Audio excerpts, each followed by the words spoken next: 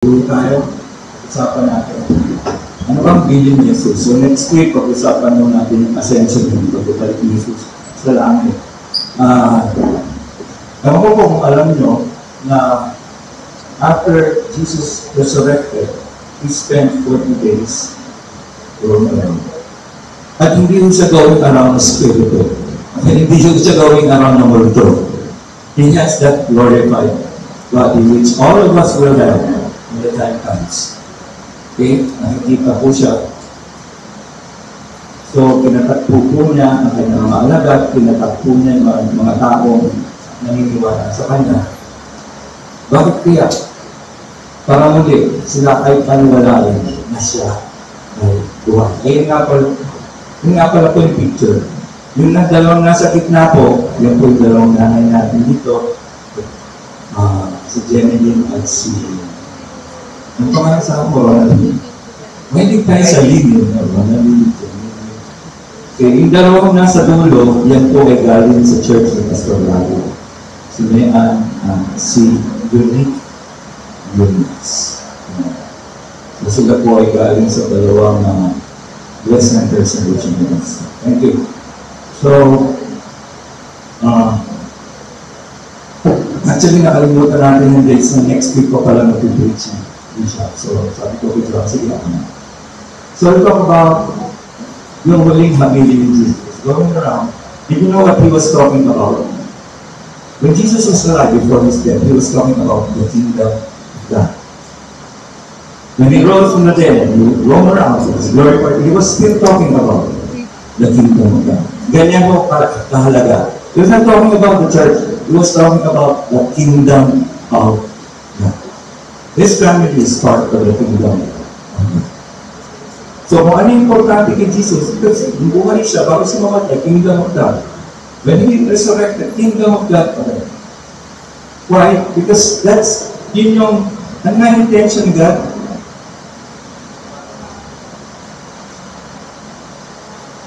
Ibaba ang langit sa lupa. And you can find that in Genesis. That's why He created Adam and Eve. That's why He created the garden.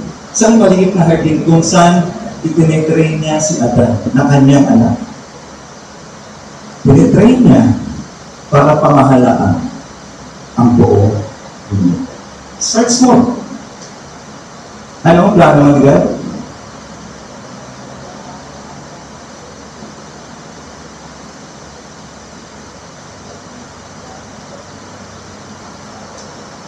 Ang plano ni God ay mag-adapt ng mga anak. Kaya adaptation kasi biologically, diba? Pag wala ka anak, magagawa ka. So that's why we have to be born again, born of the Spirit and no water. Adapt na tayo bilang mga anak to populate His kingdom on earth. And then later on, when we go, because we have to meet with Jesus, dun tayo sa new earth and new heaven. Ang mga ulit, will we get?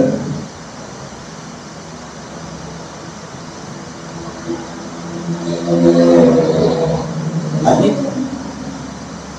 Ha? Lagi ka dyan. That's anong kalooban ng Diyos?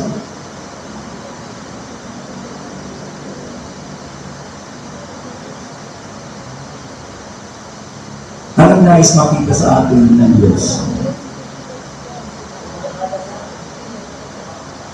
Ha? Oo. Paano makikita ng iba yung mukha ng Diyos sa atin? Oo, kawamisa tayo. Pero paano makikita yun?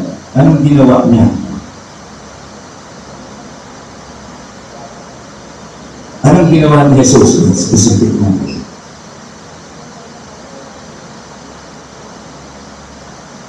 So, pinakita ng Diyos pinakita ng ating Diyos kung sino siya sa pamamagitan ni Jesus because Jesus was a physical evidence of who God is. That's why kailangan maniwala tayo kay Jesus because yung nakalooban ng Panginoon maging mamukha tayo ni Jesus. Imagine niyo a kingdom where all the citizens is like Jesus. What do you think would happen? Imagine niyo sa inyong mga homes. All of the people are like Jesus. Father, mother, and children, like Jesus. What would happen if these families come together and build a community? What do you think would happen to the community? It's not about money, it's not about prosperity, it's not about, it's about filling the earth with God's glory. That's why before Jesus left, He left a mission. Inumpisahan niya na yan eh. Diba? What did Jesus do while He was on earth? What did He do?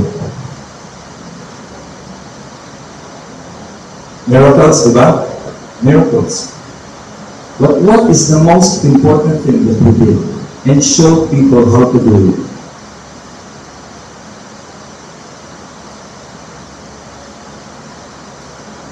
Samahan ko sa What? Wala nung binotis mo sa kanyang pinsan. Ito na yung ginawa niya. At wala siyang ibang ginawa. Wala mamatay siya, mag-uwi siya ulit, nagpakita siya sa kanyang mga. Yung ba rin yung ginagawa? Aside from preaching, the kingdom of God.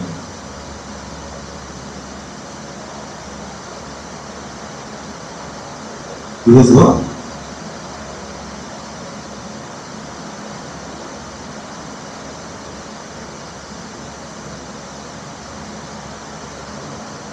He was making disciples. He was making disciples. And He showed it. Hindi naman siya namili ng mga perfectong tao. Namili lang siya ng naniniwala sa Kanya. Namili lang siya ng mga taong nais kong magbago at maging pamukha. What is discipleship again? Do you remember?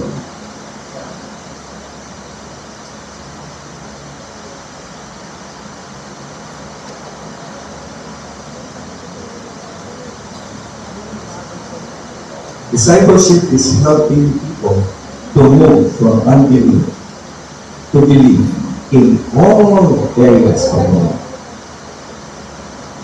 And there are several: spiritual, mental, physical, financial, hindi lang yan isang bahagi. In all areas of life. But of course, the most important thing is I believe in Jesus. Last night, kasama ko po yung mga kingsmen and we talked about personal vision. What we don't see, we cannot do. What we don't see, we cannot look on to. That's what vision does. Kaya God gives us a vision. Ito yung gusto kong mangyari sa iyo. Our vision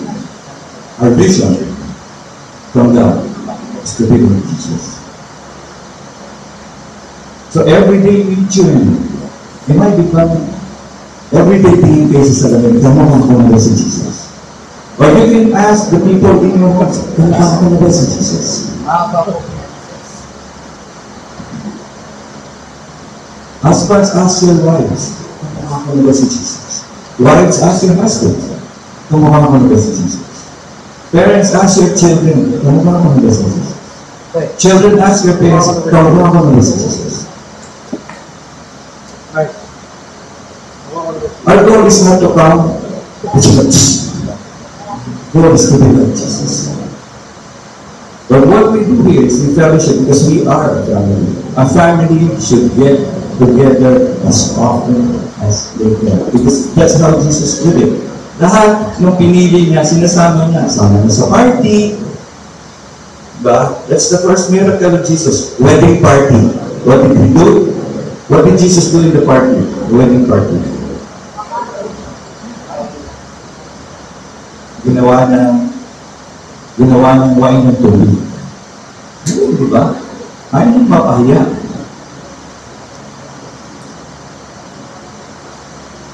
Ayaw yung mapangyayari doon.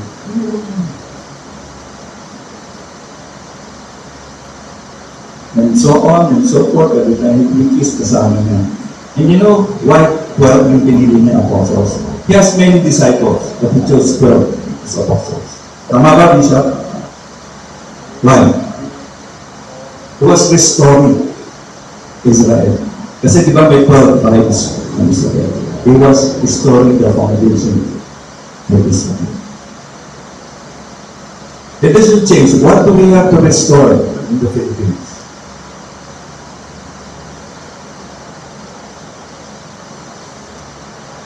Ano ba ang pundasyon ng pananampalataya natin? Kung meron man,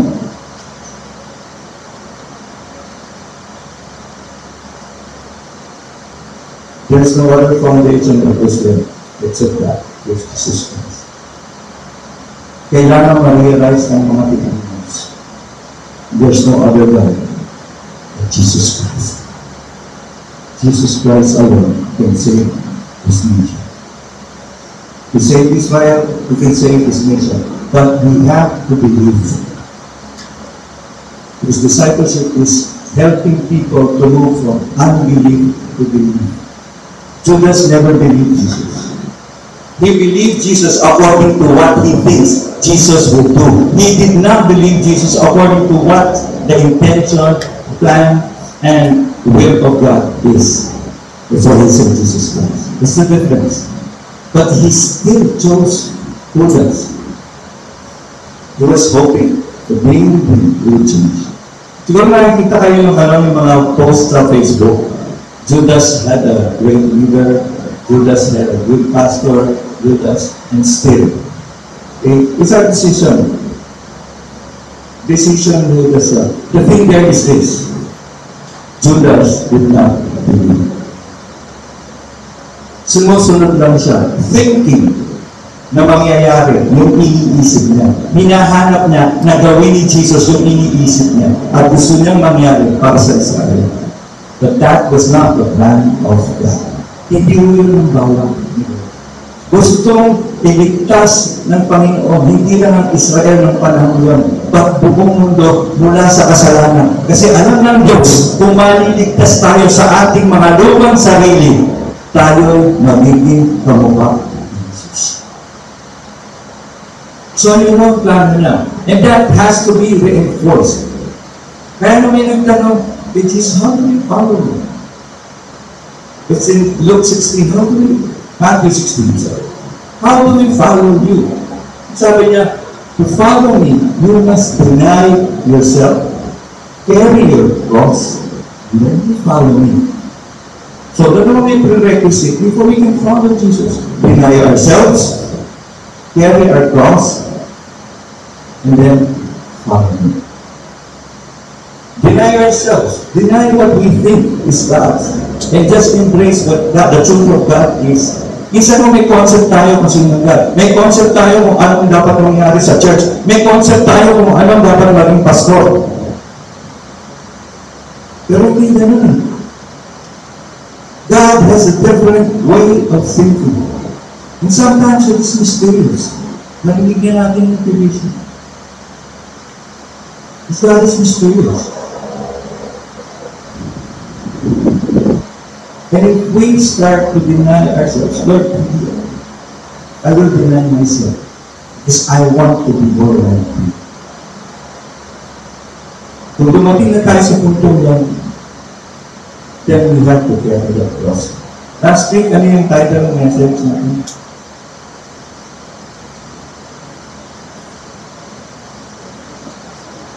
No suffering, no glory. No suffering, no glory. We have to carry that cross. And I believe that cross is the one you have picked and chosen to be your disciple. Daladala mo pati yung burden nila. Daladala mo pati yung mga problema nila. Daladala mo. Dahil in-embrace mo sila ng mga kasama. That's what Jesus did in the book of Mark. I'll read it to you. Mark 3:14 and 15. He appointed 12 that they might be with him. So namili siya para may kasama siya. At gusto niyang kasama. And that he might send them out to preach. It's in Mark 3, 14 and 15. And to have authority to drive out demons. To be with them, to preach, and to drive out demons. That means healing. Yung intention na, he taught them how to do it. Di ba minsan bumalik pa nga yung disciples na, ba't di namin mapalayas to? Mapalayas sila ng demon, hindi na mapalayas. Ba't di namin mapalayas to? Yung sabi ni Jesus, that situation could only be done by prayer and fasting. So importante po, in prayer and fasting. Not because it was